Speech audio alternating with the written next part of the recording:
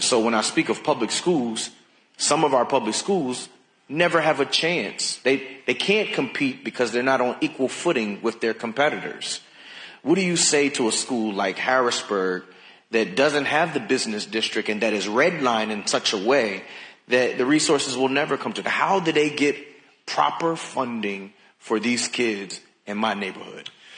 Look, it's a tough question, and obviously I don't know everything about the Harrisburg School District in the same way that I don't know everything about inner city Philadelphia, and I don't know everything about rural central Pennsylvania. But I think that there's got to be a combination kind of an all of the above approach, right? So we've already talked about school choice. I won't keep banging on about school choice. Look, I do think that we got to look at how much are we spending per kid, whether in the public schools and the private schools, and we want to make sure that each kid is having a fair amount spent on them. I mean, if a kid in Harrisburg is getting half the resources of a kid in some other community, well, that's a problem, and that's a problem that we got to fix, and I think we can fix it through a combination of state and federal policy, but that's something I'd love to work with you on and talk to you about, because I don't fully understand, in different states, different localities, right? There's property taxes interacting with state policy, interacting with federal policy. I think it's going to be hard to have a one-size-fits-all solution there, but I do think that people of good conscience can say it's ridiculous that because you grew up a black kid in a tough community, you don't get a chance at a quality education. That's why we have people like me going around. We're trying to fix problems, right? Or at least improve problems. So I'm committed to working on it. I'm not going to tell you that I know exactly what the solution is, because I think the solution is going to be 100 different problems. There's going to be 100 different solutions to each one of those problems. But I think the principle at work that we have to follow is, look, you cannot have a good life in the United States of America unless you start with a proper foundation of good education. We're in a house of God. Of course, education matters for skills and education matters for jobs, but how do you have a relationship with God, which I as a Christian would like people to do, if you can't even read the Bible, right? So there's a principle here that I think that we need to work towards. I think school choice is part of, but not the whole solution. But I think the rest of the solution is going to come from a combination of hopefully federal, state, and local policymakers trying to solve this problem. Again, I'm not an expert here.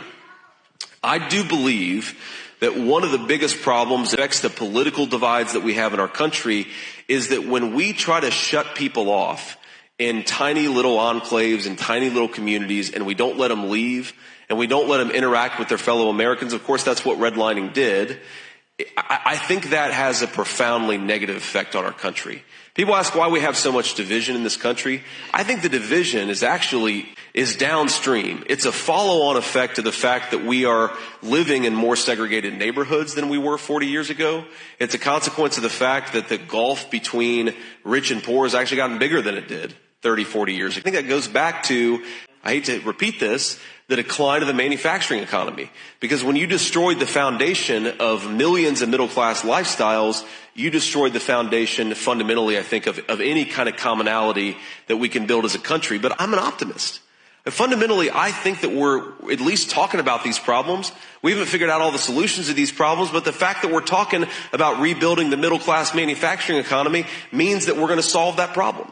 Because that's what Americans do. I really do believe that. Black, white, brown, whatever the color of your skin, we solve problems, and we're at least talking about these things in a way that's going to lead to a solution. One other way I think about this is almost nobody in my family has a college degree. I was the first in my family, my immediate family, to get a bachelor's degree. So if you look at the life premium on having a bachelor's degree versus not going to college, I was shocked to learn this. A person with a bachelor's degree lives 7 years longer on average than people who don't have a bachelor's degree. Okay? You want to talk about division? You talk about the fact that if you don't go to college, you die 7 years sooner than people who went to college. That's a real division. That's a real problem that people like me have to work and we have to fight to solve. I think a big part of it is rebuilding an economy that works for American workers again. I think a big part of it is letting people keep more of their hard-earned money. That's a big part of it. That's one of the reasons why I'm a Republican. I think part of it is fixing our education system, and like we talked about, school choice is part of it. But I am committed to solving the real problems. If I've got one frustration, and you'll never hear me complain about this campaign, because it's the honor of my life to be able to sit here in front of all of you